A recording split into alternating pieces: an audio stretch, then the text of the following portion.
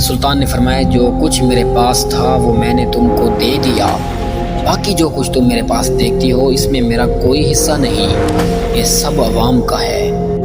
جہنم کی آگ ان کے ذہن میں تھی، کہیں ایسا نہ ہو کہ میں کسی کا مال کھا لوں اور اس کے بدلے میری آخرت تباہ ہو جائے۔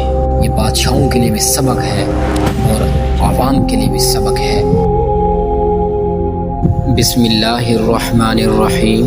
تہجد گزار بادشاہ اور معجون کا عجیب واقعہ۔ سلطان غیاث الدین بن سلطان محمود خلجی بڑا عابد اور متقی تھا۔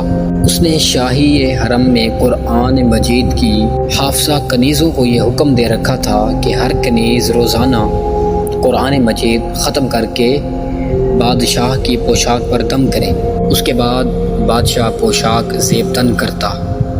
سلطان شب بیداری اور نماز تہجد کا کبھی ناغہ نہ ہونے دیتا۔ اس نے اہل حرم کو تاکیدی حکم دے رکھا تھا کہ اسے تہجد کے لیے باہر قیمت جگا دیا جائے، اگر وہ بیدار نہ ہو تو اس کے منہ پر پانی کے چھینٹے مارے جائیں، اسے زور سے جھنجھوڑا جائے، اگر اس پر بھی وہ نہ اٹھے تو اس کا بازو پکڑ کر اٹھا دیا کرے۔ ایک بادشاہی طبیب نے سلطان کے لیے معجون تیار کی۔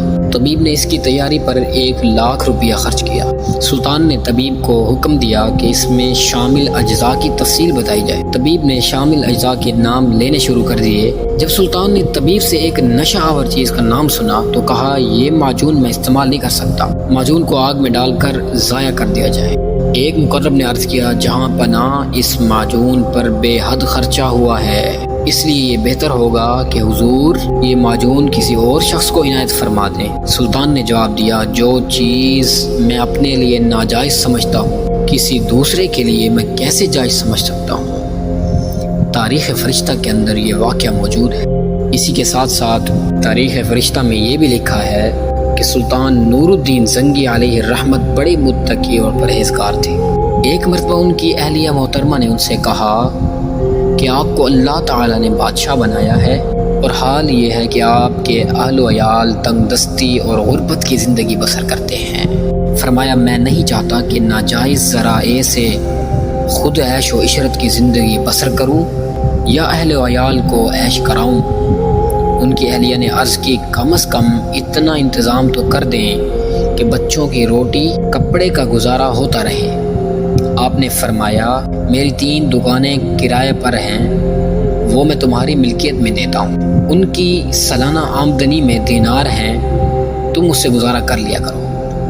کچھ عرصے کے بعد ان کی اہلیہ نے پھر خرچے کی تنگ ہونے کی شکایت کی۔ سلطان نے فرمایا جو کچھ میرے پاس تھا وہ میں نے تم کو دے دیا، باقی جو کچھ تم میرے پاس دیکھتی ہو اس میں میرا کوئی حصہ نہیں، یہ سب عوام کا ہے، میں صرف منتظم محافظ امین ہوں، میں اس میں سے تمہیں کچھ نہیں دے سکتا، تمہاری خاطر میں جہنم کا ایندھن نہیں بننا چاہتا۔ تو معزز سامعین آپ اس واقعے سے کیا اندازہ لگاتے ہیں؟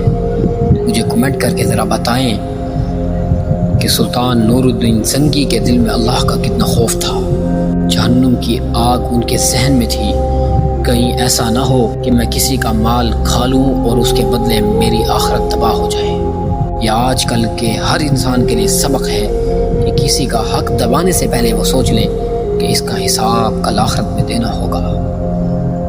یہ بادشاہوں کے لیے بھی سبق ہے اور عوام کے لیے بھی سبق ہے۔